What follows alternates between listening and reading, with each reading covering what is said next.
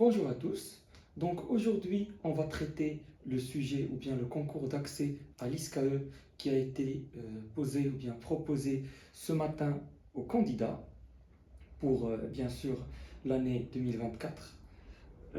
Voilà, donc on va commencer par la première question.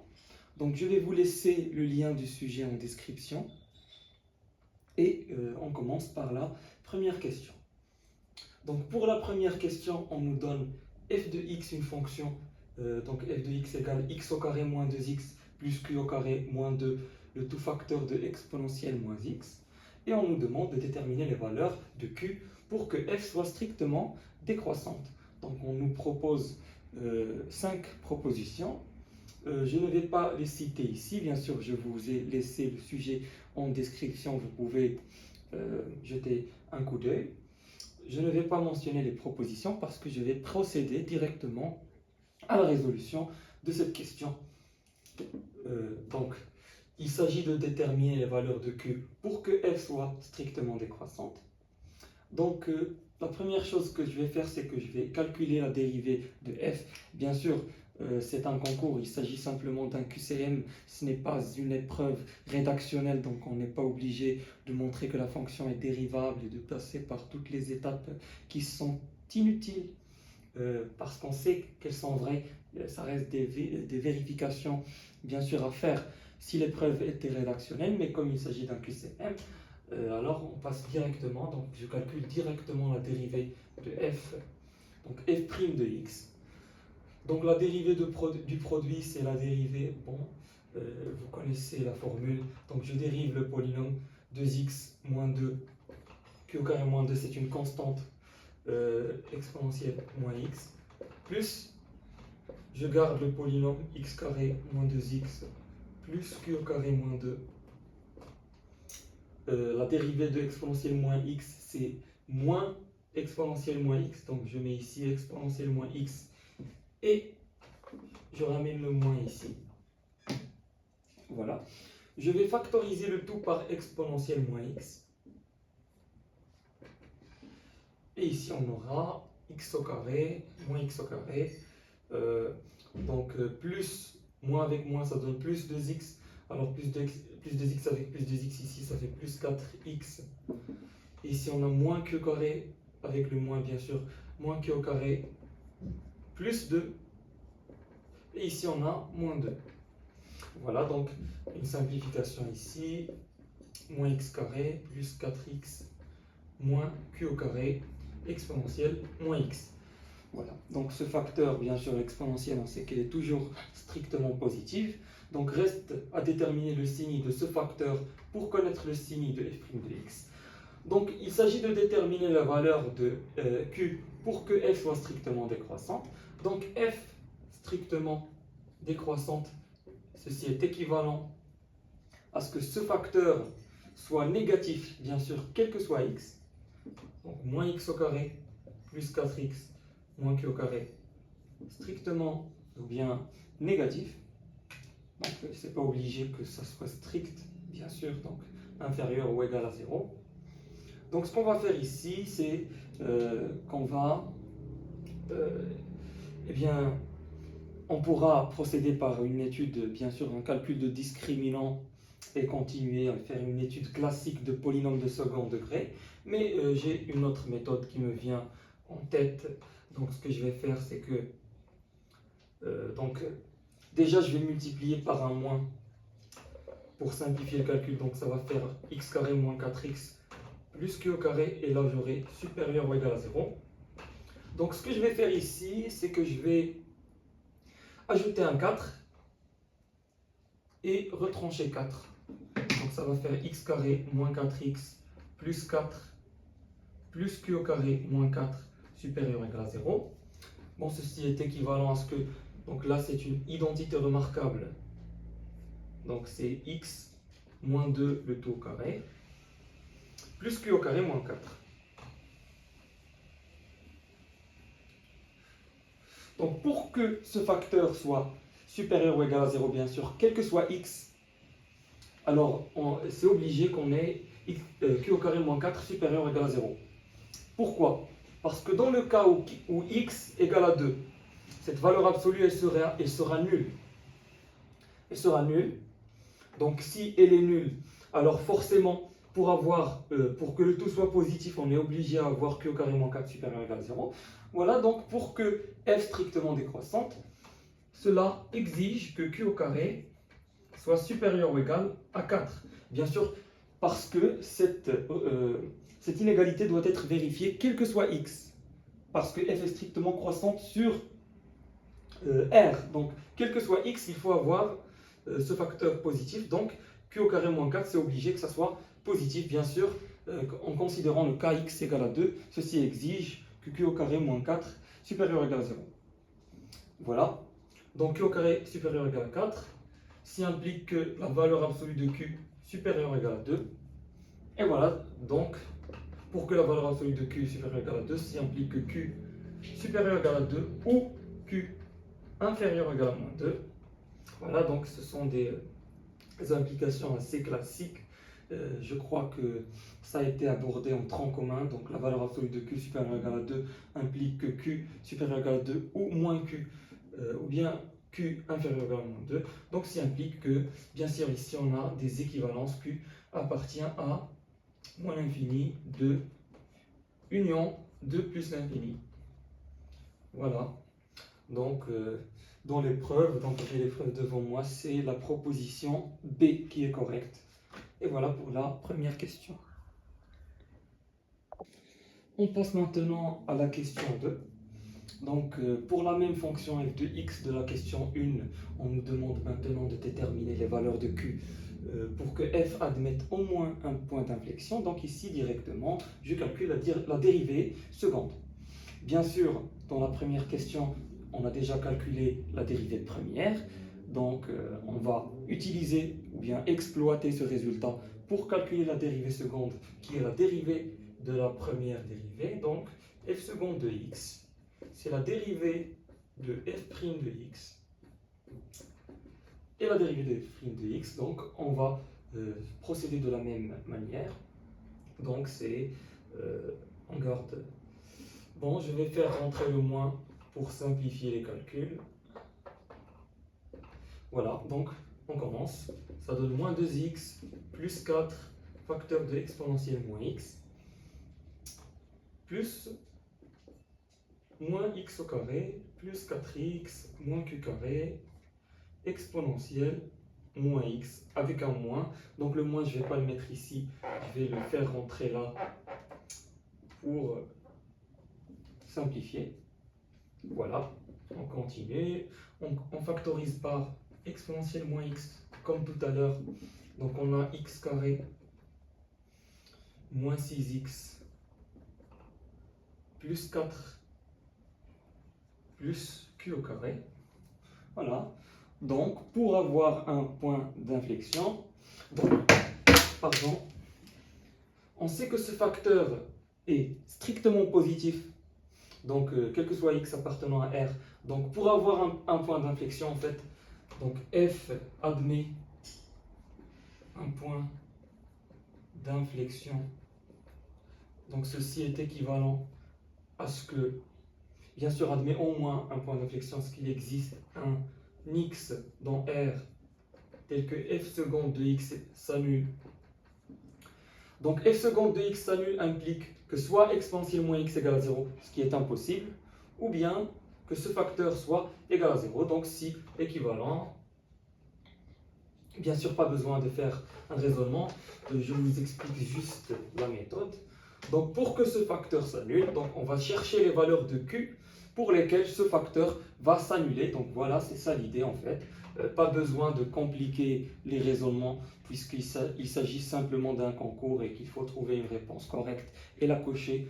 Donc directement, on va étudier ce polynôme. Donc quand est-ce que ce polynôme s'annule? Tout simplement, c'est un polynôme de second degré. Pour qu'il s'annule, eh bien, il faut que son discriminant soit supérieur ou égal à 0. Bien sûr, si le discriminant est supérieur ou égal à 0, donc il admet des solutions réelles. Sinon, il n'admet pas de solution. Donc, il s'agit simplement de calculer le discriminant. Donc, le discriminant, c'est moins 6 au carré, c'est 36, moins 4 fois 4 plus q carré, donc moins 16 moins 4 q carré. Donc c'est égal à 20 moins 4 q carré. C'est égal à 4 facteur de 5 moins q carré. Donc pour que delta soit supérieur ou égal à 0, il faut que q au carré bien sûr soit inférieur ou égal à 5, ce qui implique que la valeur absolue de q est inférieure ou égale, bien sûr il y a des équivalences ici, à racine de 5, ce qui est équivalent à ce que q appartient à l'intervalle moins racine de 5, racine de 5. Voilà. Donc on coche encore une fois la proposition B. Donc voilà, la proposition B est la réponse correcte. On passe maintenant à la question 3. Donc on nous demande de calculer la limite lorsque alpha tend vers plus l'infini de a de alpha moins alpha plus exponentielle sur ln carré de alpha. Donc a de alpha selon la question, donc on va lire la question.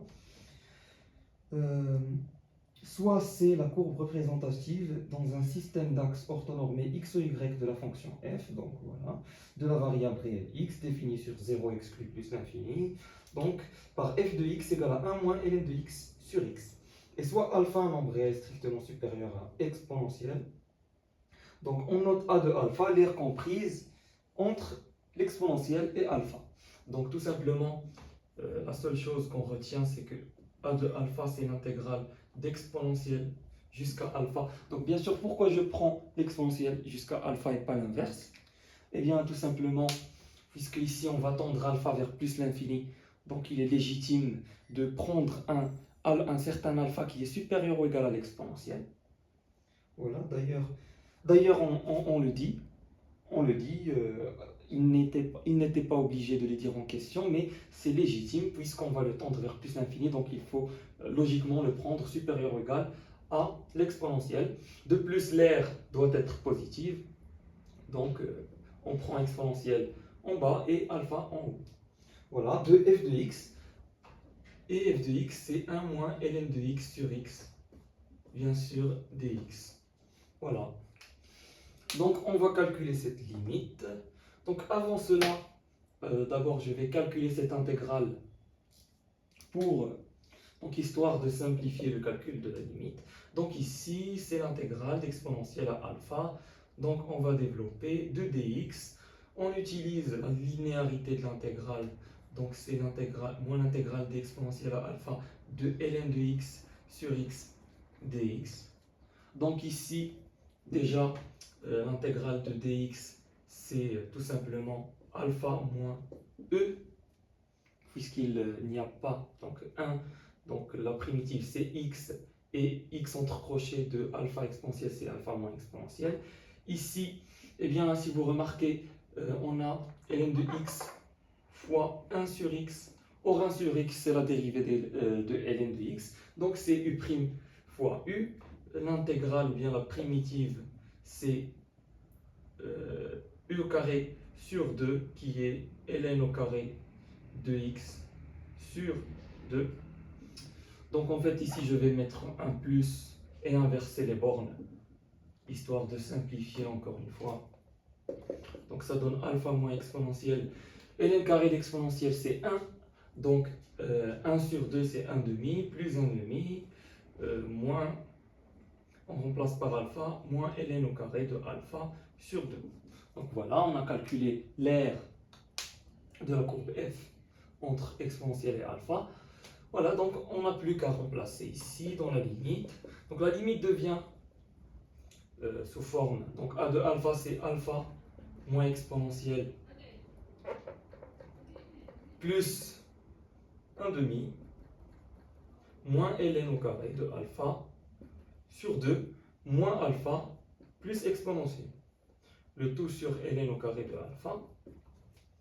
Donc ici, si vous remarquez, on a une simplification entre moins alpha et exponentielle avec moins exponentielle. Bien sûr ici, ln au carré de alpha sur 2. Oui. Donc c'est la limite lorsque alpha tend vers plus l'infini de.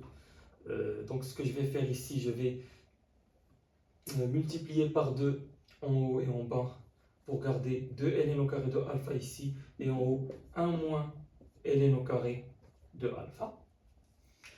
Donc je vais utiliser un changement de variable. Donc je vais poser t égale ln de alpha. Donc lorsque alpha tend vers plus l'infini, t tend vers plus l'infini, puisque ln de plus l'infini c'est plus l'infini. Donc c'est la limite, lorsque t tend vers plus l'infini, de 1 moins t au carré sur 2 t au carré. Donc c'est une fonction rationnelle. La limite c'est le terme dominant sur le terme dominant. Donc la limite c'est moins 1 demi. Voilà. Et voilà donc pour la troisième question. Donc on ne trouve pas moins 1 demi. Donc la réponse c'est autre réponse tout simplement. La réponse correcte c'est E. Donc je passe à la question 4. Donc dans la question 4, on nous demande, donc déjà on nous fixe A et B deux nombres réels quelconques et M un entier naturel non nul quelconque. Donc on veut insérer M moyen arithmétique entre A et B. Donc qu'est-ce qu'il signifie par M moyen arithmétique entre A et B? Donc je vais vous expliquer. Je prends une ligne ici pour désigner un intervalle. Et ici je prends le réel A. Et ici je prends B. Voilà. Donc je vais un peu espacer ici pour avoir de l'espace. Voilà, A et B. Donc pour prendre M moyen arithmétique, eh bien en fait, il s'agit de diviser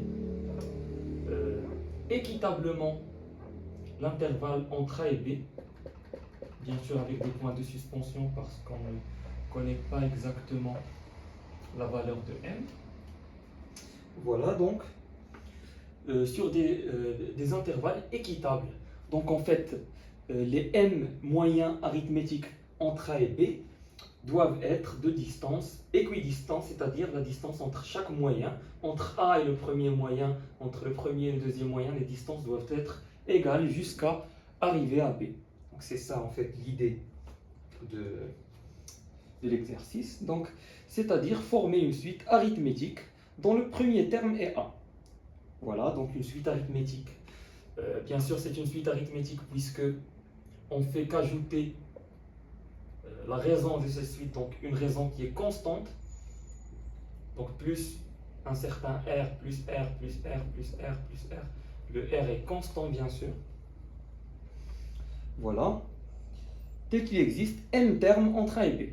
Donc n termes entre A et B, on nous précise, le nombre total de termes c'est n plus 2, bien sûr, n termes au milieu, avec A et B ça fait n plus 2 termes. Donc en fait, tout simplement, il faut déterminer, on va essayer d'exprimer explicitement cette suite. Donc la suite, le premier terme de la suite c'est A. Donc je ne vais pas nommer la suite, je vais simplement énumérer ces éléments, donc A, avec M éléments jusqu'à B. Donc en fait, la question qui se pose maintenant, c'est quelle est la distance ou bien la raison de cette suite arithmétique, donc la distance entre chaque terme de cette suite. Donc en fait, cette distance, tout simplement, c'est, donc on va calculer le nombre de distances totales. Donc déjà combien on a d'éléments après A, donc on a A ici, et n plus 1 éléments ensuite. Donc combien y a-t-il d'espaces comme celui-là? Eh bien il y en a n plus 1, attention, on n'a pas n plus 2, et on a exactement n plus 1 puisqu'on ne compte pas A. Donc on va compter seulement les fins, donc la fin de chaque intervalle, donc 1, 2, 3 jusqu'à n plus 1, donc le nombre total de termes c'est n plus 2. Maintenant, les petits espaces, ça va faire n plus 1. Voilà. Donc en fait, puisqu'ils sont égaux, donc la valeur de chaque petit intervalle, c'est en fait b-a sur n plus 1. Parce que b-a, c'est la distance totale de chaque, c'est-à-dire la somme des distances de tous les intervalles. Et comme il y en a n plus 1 intervalle, donc la distance de chaque intervalle, c'est b-a sur n plus 1. Ainsi, la raison R qu'on recherche, c'est bien B moins A sur n plus 1. Le premier terme, c'est A. Le deuxième terme, c'est A plus B moins A sur n plus 1 jusqu'au n plus deuxième terme qui est A plus n plus 1 fois B moins A sur n plus 1. Et ici, si vous remarquez, on a une simplification. On reste A plus B moins A, c'est B, et c'est bien le dernier terme de la suite. Donc la raison est bien B moins A sur n plus 1. Et la bonne réponse, c'est la réponse B, qui est bien parmi les propositions de cette question. Donc, je passe à la question 5. Dans cette question, on nous définit les deux sommes Sn et Tn. Donc, Sn est la somme des n premiers entiers impairs et Tn est la somme des n premiers entiers pairs, bien sûr non nuls, donc on ne va pas compter le nombre 0. Et on nous demande de calculer la limite du rapport de ces deux sommes lorsque n tend vers plus l'infini. Donc, pour cette question, il faut déjà expliciter les expressions des sommes Sn et Tn. Voilà, donc on commence. Bien sûr, il faut les exprimer en fonction de n pour pouvoir calculer la limite facilement. Or, il est clair, je sais très bien qu'on peut les exprimer puisque Sn est égal à la somme des entiers impairs, donc 1 plus 3, donc jusqu'à 2n moins 1. Et Tn, c'est la somme de 2, donc 2 plus 4 plus jusqu'à 2n. Donc en fait ici, c'est soit on connaît la formule de ces deux sommes. Donc déjà la somme Sn, elle est assez connue. Donc sa valeur c'est n au carré. Et pour la somme Tn, donc c'est n fois n plus 1. Donc on peut soit connaître les valeurs et les appliquer directement, ou bien si on ne les connaît pas, on peut les démontrer. Il faut juste écrire Sn sous forme de somme en utilisant sigma de k égale à 1 jusqu'à n, donc des 2k moins 1, voilà. Et Tn, c'est la somme de k égale à 1 jusqu'à n des 2k. Voilà. Et il faut noter, donc une somme assez importante qu'on connaît tous et qu'on doit connaître, bien sûr, pour pouvoir répondre, c'est la somme. Bien sûr, je ne vais pas la démontrer, c'est assez simple, il y a plusieurs méthodes, donc soit par récurrence, la méthode de Gauss, la méthode de Pascal, voilà, il y a plusieurs méthodes, mais tout le monde doit connaître cette formule, c'est obligatoire, elle est très très utile pour résoudre ce genre de problème. Donc voilà, la somme des entiers naturels de 1 jusqu'à n, c'est n fois n plus 1 sur 2. Donc on va l'utiliser ici. Donc la somme des 2k moins 1, on peut l'exprimer sous forme de la somme 2 fois la somme des k moins la somme. Bien sûr, j'utilise les propriétés de la somme. Donc la somme, on peut la séparer comme ceci. Ici, on a aussi, donc cette somme, c'est 2 fois la somme des k. Voilà, donc cette somme, on la connaît, c'est n fois n plus 1 sur 2. Donc fois 2, ça donne n fois n plus 1. Et la somme des 1, de 1 jusqu'à n, donc 1 plus 1 plus 1 plus 1, n fois, ça fait n. Donc moins la somme, ça fait moins n. Voilà, donc n fois n, ça donne n carré. N fois 1, c'est n moins n. Donc voilà, ça donne n au carré. D'où le résultat ici. Là, ici, c'est 2 fois la somme des entiers. Donc 2 fois n plus 1 sur 2. Donc c'est n fois n plus 1. Et voilà, on a trouvé la formule de Sn et Tn à partir de cette formule, ou bien cette propriété assez intéressante. Voilà, donc ceci fait, on nous demande de calculer la limite lorsque n tend vers plus l'infini du rapport Tn sur Sn. Donc c'est la limite lorsque n tend vers plus l'infini de n fois n plus 1 sur n au carré. Voilà, donc ici je vais développer. Ça donne n au carré plus n. Et bien sûr ici, c'est bien clair. Donc comme on peut la considérer comme étant une fonction polynomiale, donc voilà, même si n est un entier, mais bon, c'est clair que la limite tend vers 1, puisque le terme dominant sur le terme dominant, donc la limite c'est 1. Et voilà, donc la proposition correcte, c'est C. Voilà. Donc on passe à la question 6. Donc pour cette question, c'est un calcul de limite. Donc la limite lorsque x tend vers 0 de racine de 1 plus x moins la racine cubique de 1 plus x sur x. Donc ici, il y a plusieurs méthodes pour résoudre cette question. Donc il y a des méthodes classiques, il y a des méthodes qui sont hors programme. Par exemple, la règle de l'hôpital, donc elle est très efficace ici. Donc on va essayer de faire le maximum de méthodes possibles. Donc pour la règle d'hôpital, ici si on vérifie, on a 0 sur 0. Donc la règle d'hôpital, si on a une forme indéterminée, on peut l'appliquer. Donc la limite du rapport de f et g, c'est la limite du rapport de f' sur g'. Donc la dérivée de x, c'est 1. Donc tout simplement, il n'y a plus de rapport. Et la dérivée de racine de 1 plus x moins racine cubique de 1 plus x, c'est donc 1 sur 2 racine de 1 plus x.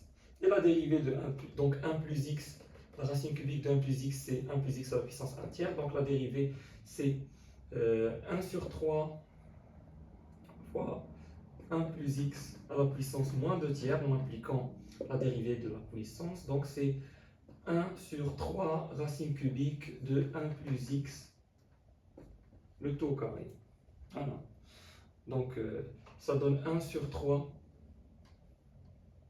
racine cubique de 1 plus x, le tout au carré. Et voilà.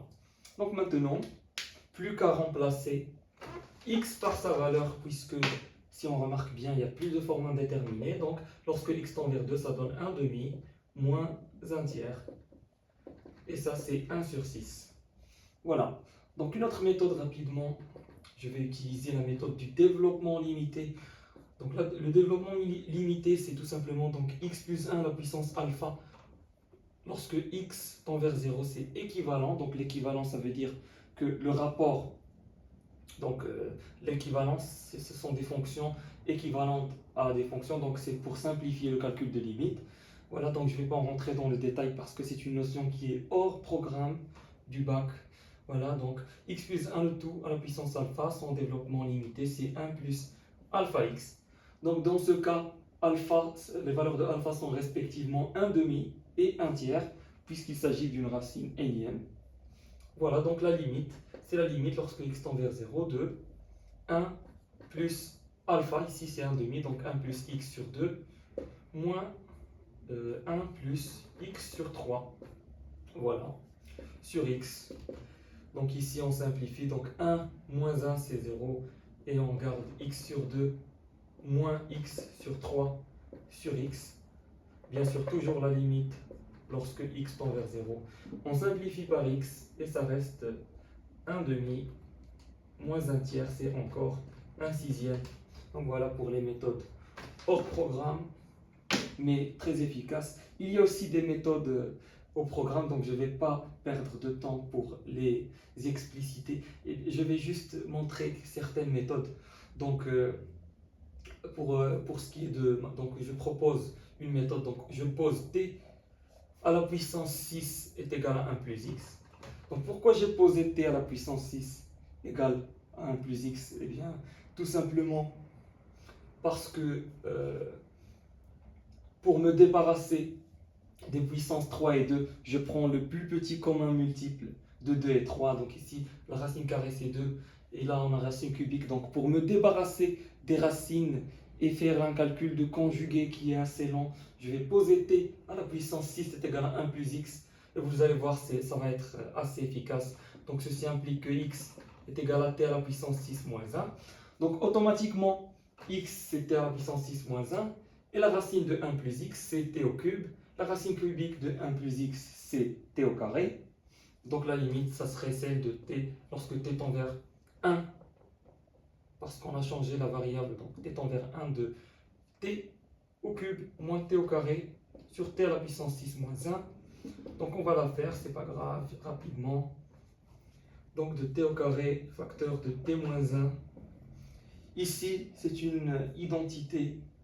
Eh bien, c'est t moins 1, facteur de 1 plus t plus t carré plus t au cube plus t à la puissance 4 plus t à la puissance 5. Voilà, donc on simplifie par t-1 et on remplace t par sa valeur. Ça donne 1 sur, donc ici on a 1 plus t carré. On remplace t par 1, ça donne 1 plus 1 jusqu'à, donc 6 fois c'est 1 sur 6.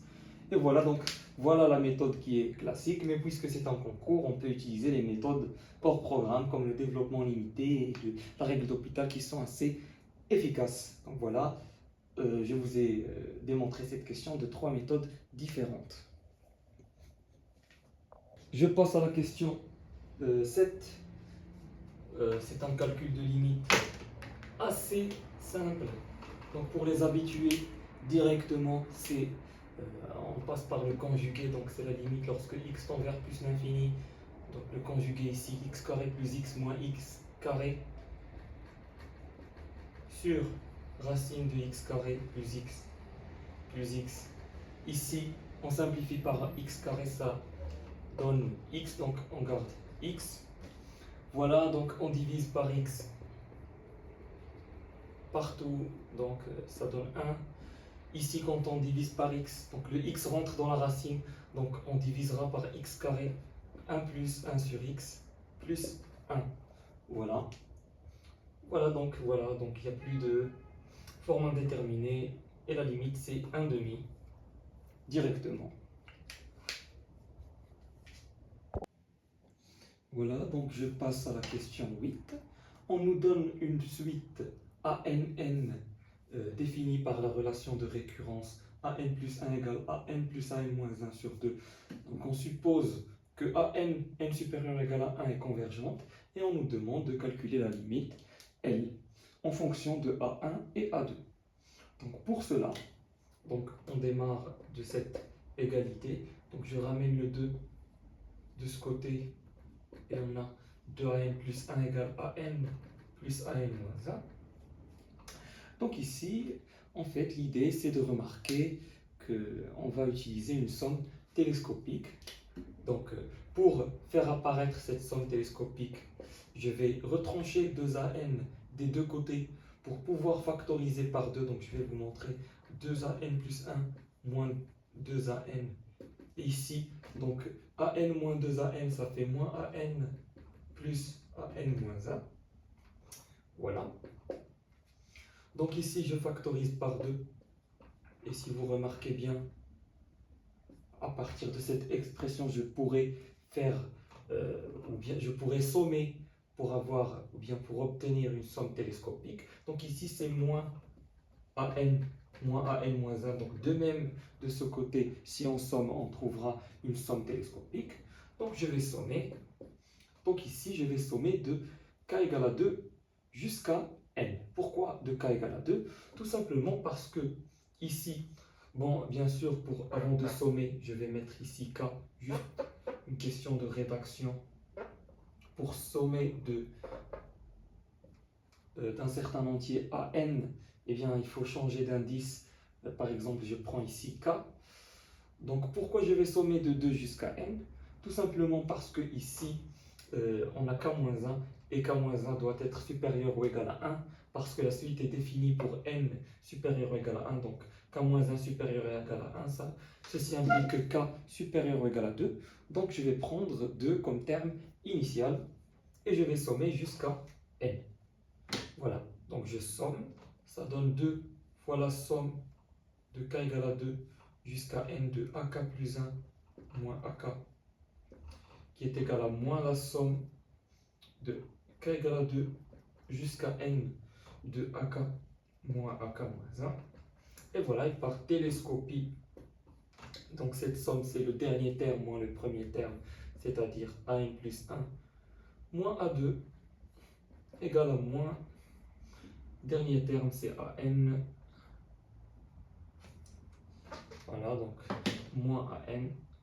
Bien sûr, je fais rentrer le moins, donc moins an plus le premier terme qui est a1.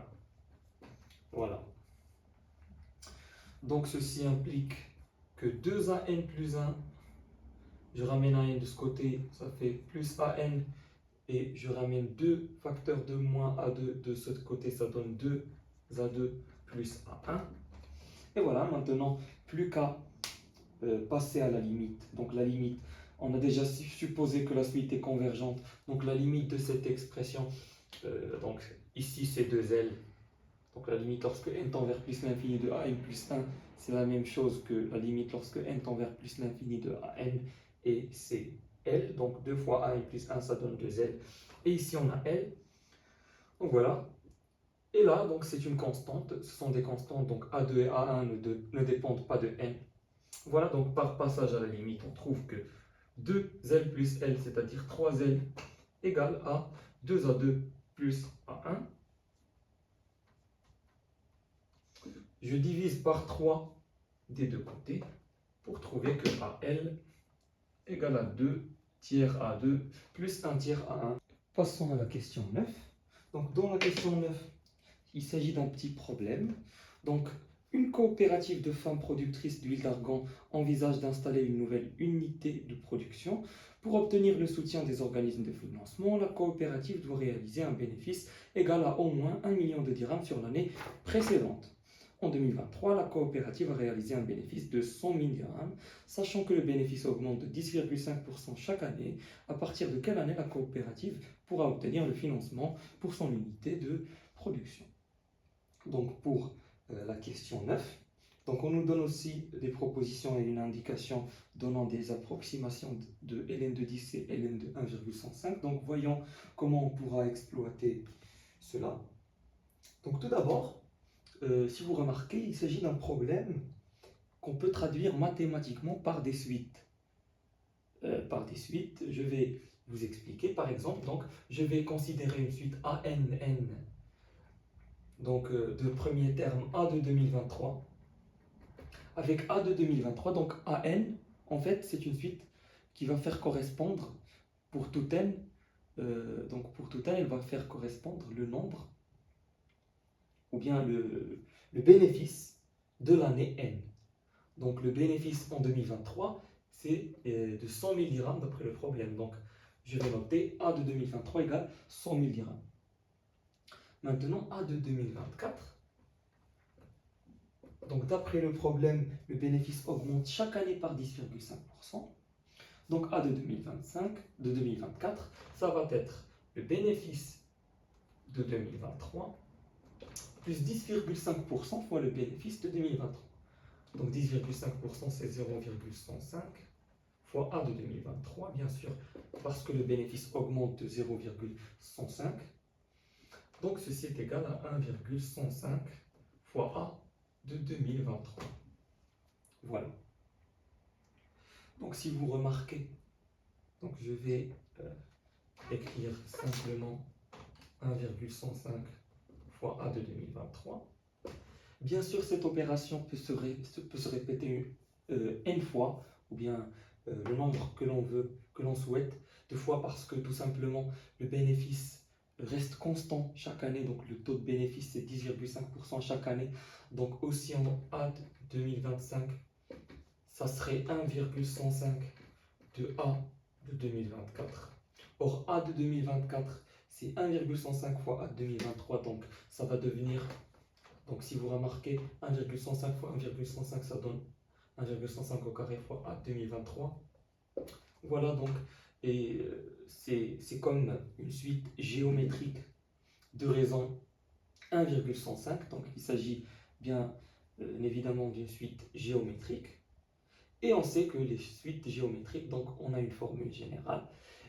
Mais bon, pas nécessaire de passer par la formule générale. On peut juste remarquer que après n itérations, c'est-à-dire lorsqu'on arrive au nème terme, donc AN, on trouvera 1,105 égale, donc bien sûr ici A 2023, donc il est égal à 1,105 à la puissance n moins 2023. Parce que ici, remarquez, quand on a 2024, ici on a 1,105 à la puissance 1. Donc cette puissance est égale à 2024 moins 2023 qui est égal à 1. Ici 2025, ici 2, donc 2025 moins 2, ou bien moins 2023 égale à 2. Voilà, d'où la puissance ici. Donc après n itérations, on a encore n. Donc ici, la puissance sera n moins 2023. Donc c'est la même chose parce qu'on a fait que itérer. Donc à n, c'est bien 1,105 à la puissance n moins 2023 fois a de 2023. Voilà, donc ici a de 2023, ce n'est que... donc a de 2023, c'est 100 000. Voilà. Donc en fait, ici, l'objectif, c'est que cette suite AN soit supérieure ou égale à 1 million. Voilà, donc on nous demande à partir de quelle année ce bénéfice va dépasser 1 million. Donc déjà ici, on va simplifier. On a 100 000, ici 1 million. Or 1 million, c'est 10 fois 100 000.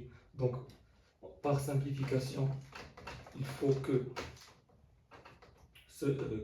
AN ou bien que 1,105 à la puissance n moins 2023 est supérieur ou égal à 10, parce que 1 million sur 100 000, c'est 10. Voilà. Bon, on passe par le logarithme pour faire descendre cette puissance, ça donne n moins 2023 ln de 1,105 supérieur ou égal à ln de 10, bien sûr, parce que la fonction ln est strictement croissante, donc le sens de l'égalité est conservé. Ce qui implique que n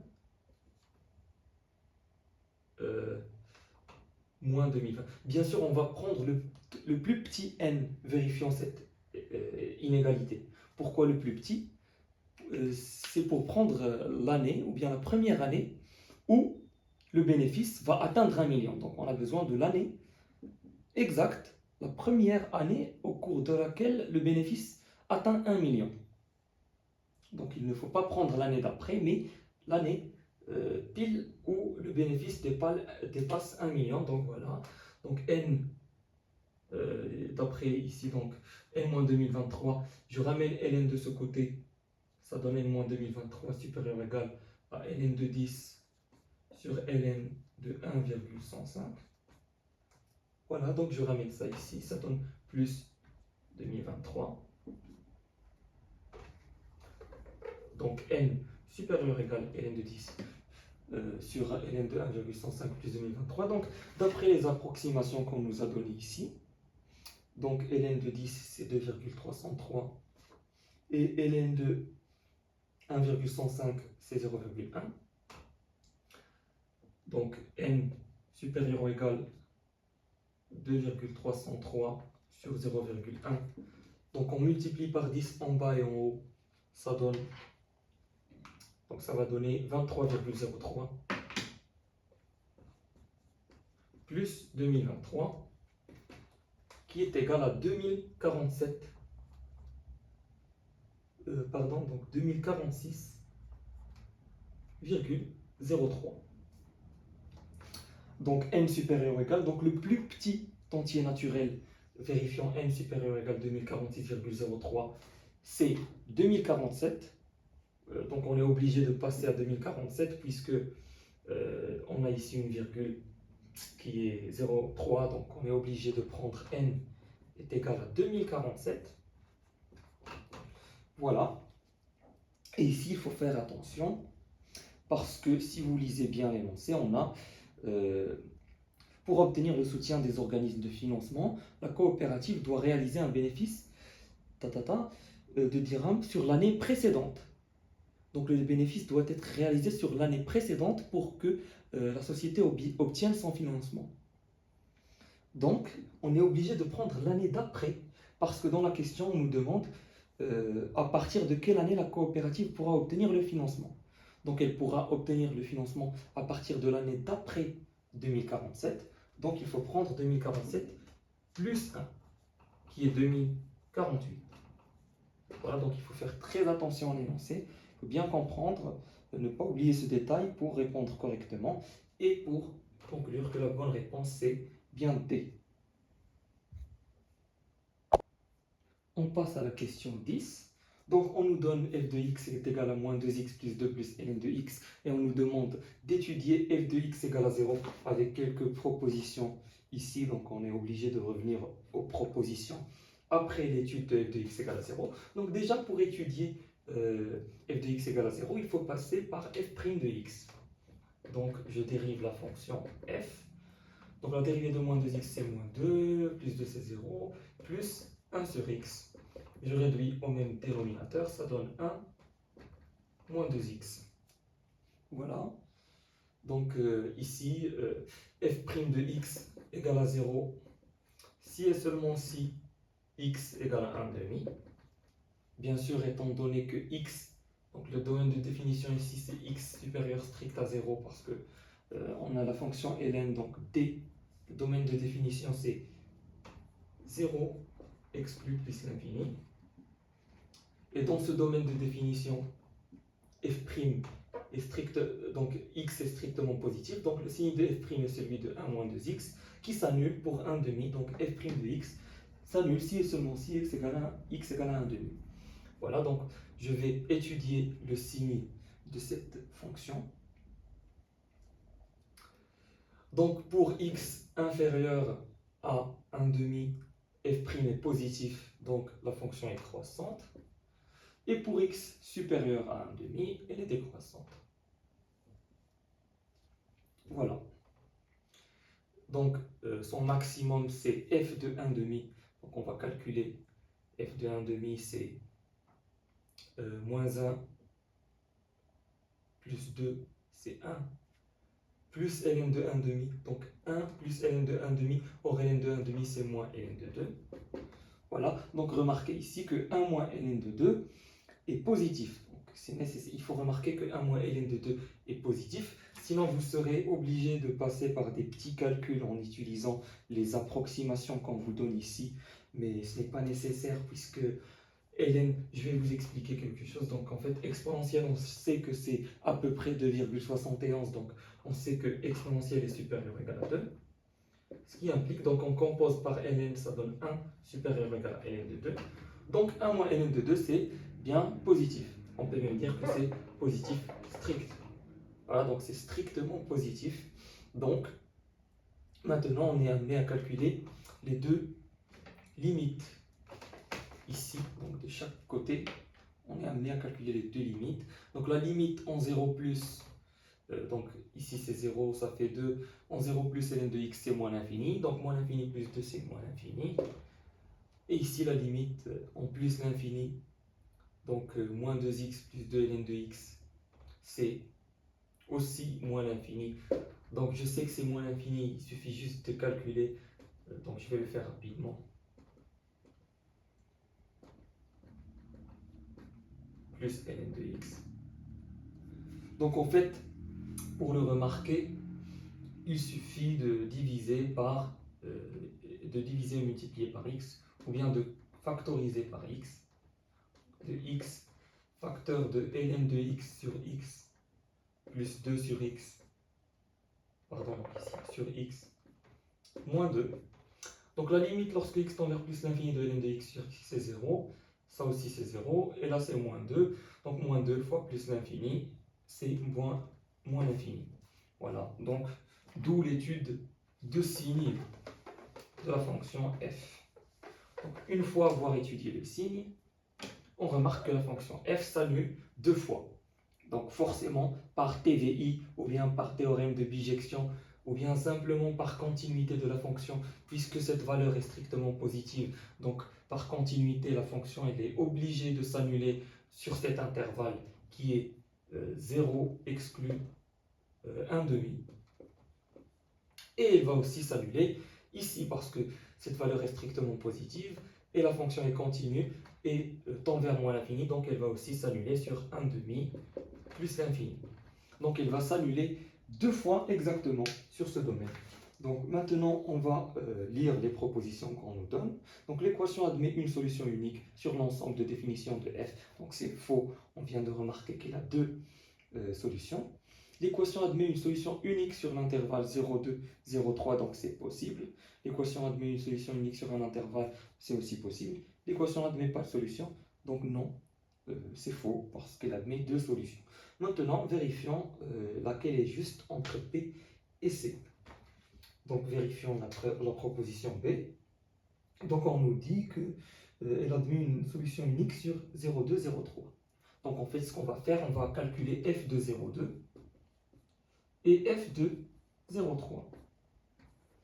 Donc si on trouve qu'ils ont des signes opposés, donc la proposition sera vraie.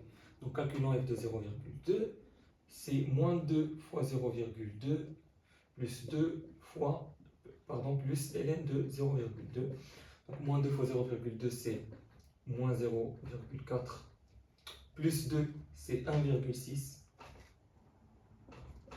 Voilà. Plus ln de 0,2. Donc on nous a donné une valeur. Donc ln 0,2 c'est moins 1,61. Donc si vous remarquez, ça donne moins 0,01. Donc c'est négatif. Et pour f de 0,3, donc c'est moins 2 fois 0,3 plus 2 plus ln de 0,3. C'est moins 0,6 ici, plus 2 c'est 1,4, plus ln 0,3. ln 0,3, donc on nous a donné sa valeur, c'est moins 1,21. Voilà, donc on trouve 0,19 qui est strictement positif. Donc voilà, ils ont des signes opposés. Et donc d'après le TVI, puisque la fonction f est continue sur 0,2, 0,3, donc, ou bien directement TVI, elle s'annule bien sur 0,2, 0,3, donc directement la proposition B est correcte. Pas la peine de vérifier la proposition C, puisque c'est un QCU, donc question à choix unique. Donc si B est correct, les autres sont automatiquement fausses. Et voilà pour cette question.